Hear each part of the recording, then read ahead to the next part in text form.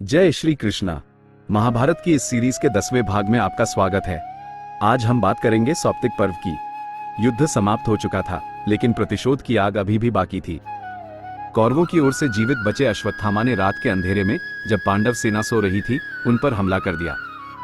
यह महाभारत का सबसे दुखद और काला अध्याय माना जाता है, क्योंकि यहाँ युद्ध के सभी नियमों और मर्यादाओं को ताक पर रख दिया गया था। ये पर्व हमें सिखाता है कि जब क्रोध और हताशा विवेक पर हावी हो जाते हैं, तो इंसान अपनी नैतिकता खो देता है। इसी संदर्भ में महर्षि वेद व्यास जी ने कहा है, क्रोधो ही शत्रु प्रथमो नराणाम। इसका अर्थ है, मनुष्य का सबसे पहला और बड़ा शत्रु उसका क्रोध ही है। अब इसे आज के कॉर्पोरेट वर्ल्ड के नजरिए से देखिए। कॉर्पोरेट जगत में सौप्तिक पर्व हमें एथिकल लीडरशिप और प्रोफेशनल इंटीग्रिटी का सबसे बड़ा सबक देता है। कल्पना कीजिए दो प्रतियोगी कंपनियों कंपेटिटर्स की।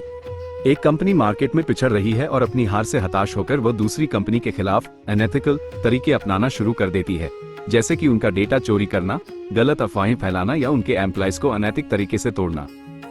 अश्वत्थामा का रात में हमला करना आज के कॉर्पोरेट एस्पियोनेज या डर्टी पॉलिटिक्स जैसा है।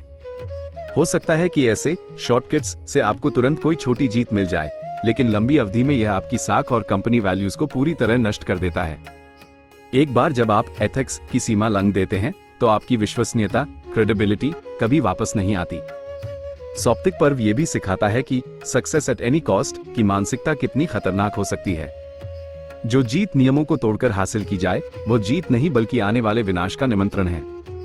एक सच्चे प्रोफेशनल की पहचान उसकी मुश्किल समय में भी अपनी इंटीग्रिटी को बनाए रखने की क्षमता से होती है।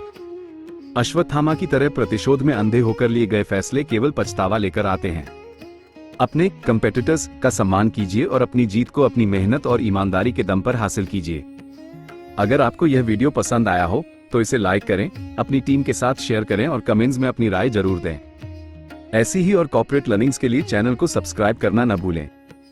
अगले भाग में हम बात करेंगे स्त्री पर्व की, जहां हम सीखेंगे एम्पैथी और संघर्ष के बाद के हीलिंग प्रोसेस की अहमियत। जय श्री कृष्णा।